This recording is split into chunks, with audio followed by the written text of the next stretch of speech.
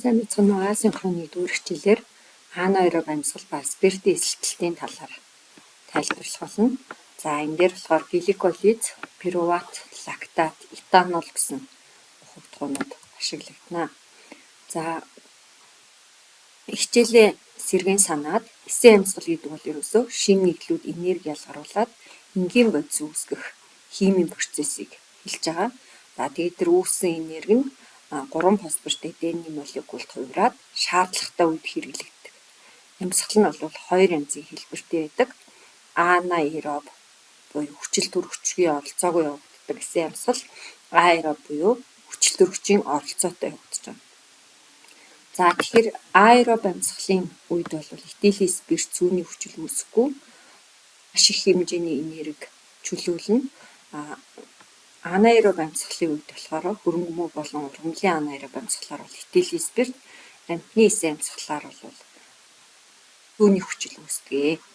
За тэгээд энергийн хувьд ярих юм бол аэроб амьсгалаас бол бага энерги чөлөөлөгдөнө. За тэгээд аэроб амьсгалын үед нүүрс хүчлийн хий ус үүсдэг бол анаэроб амьсгалын үед болохоор хүчлийн хий үүсэж байгаа.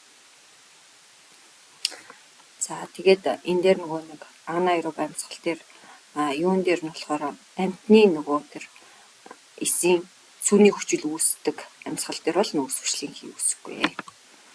За энэ схемийг харах юм бол эсэд болон хүчил төрөгч үйлцээг үед гликолизийн эсэлтэлтийн эхний хэсэг болох одоо гликолизийн шатанд үүссэн пируват үргэлжлүүлэн задрах замаар бага хэмжээний боловч энергиэр бие махбодыг хангах боломжийг нь бол анаэроб амьсгал олгож өгч байгаа юм.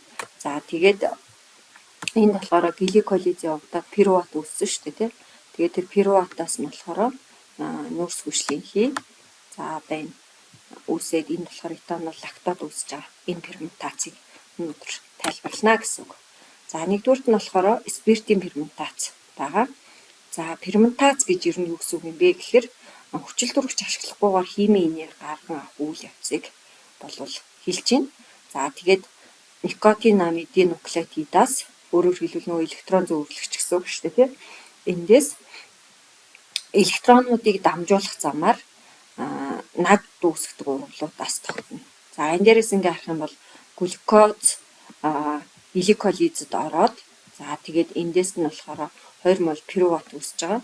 За тэгэнгүүт тэр 3C бүхий одоо пируват маань энэ над хаашаас одоо ангижраад над үүсгээд за энд нь болохоор нөгөө 3C-тэй нэгдэл байсан бол энэ дээр 2C-тэй этанолыг үүсгэнэ.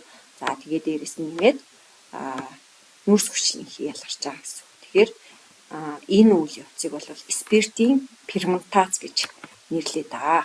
За тэгээд энэ этанол үүсгэж байгаа энэ процессыг энэ дээр яг одоо химийн томьёогоор нь харуулсан байна. Глюкоз болвол гликолизийн төгсгөлд 2 мол пируват үүсээд за тэгээд тэндээсээ болохоор яаж юм гэхээр одоо энэ нэгсэндээ бичил биетийн хөрөнгө мөв ургамлын зарим эдүүдэд энэ процесс явагдаж байгаа. Тэгээд нөгөө пируват нь шат дамжин этанол, этилийн спирт болж одоо хуурж байгаа энэ үйл явц гэсэн. Тэгэхээр пируватаас нүүрс хүчлийн хийг чөлөөлөөд 1C гэсэн үг шүү дээ. 2 нүүрс төрөгчд нэгдэл болох ацетил альдегид болоод хуурж байгаа. Тэгэхээр энэ нь болохоор нэгсэндээ декарбоксилж хуургал гэсэн үг.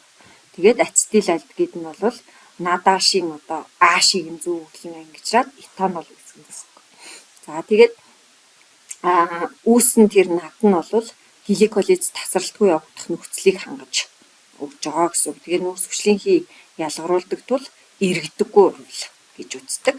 За тэгээд энэ спиртийн ферментацийн хэрэглээ нь бол хаана байх юм бэ гэхээр одоо энэ дээр төрөл бүрийн жинсний шүүсэнд дагуулж байгаа сахарыг хөрөнгөний мөвгөөр эсгэх аргаар спирт дундааг үйлдвэрлэдэг.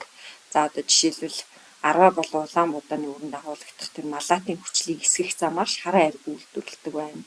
За тэгээ гурилт хөрөнгөний мөг болон чихэр нэмээд дулаан газар байлгахаар бол нүүрс хүчлийн хий бөмбөлгөөр дүүрснээр талхыг хөөж томрох боломжийг нь олгодог гэдэг тийм ээ.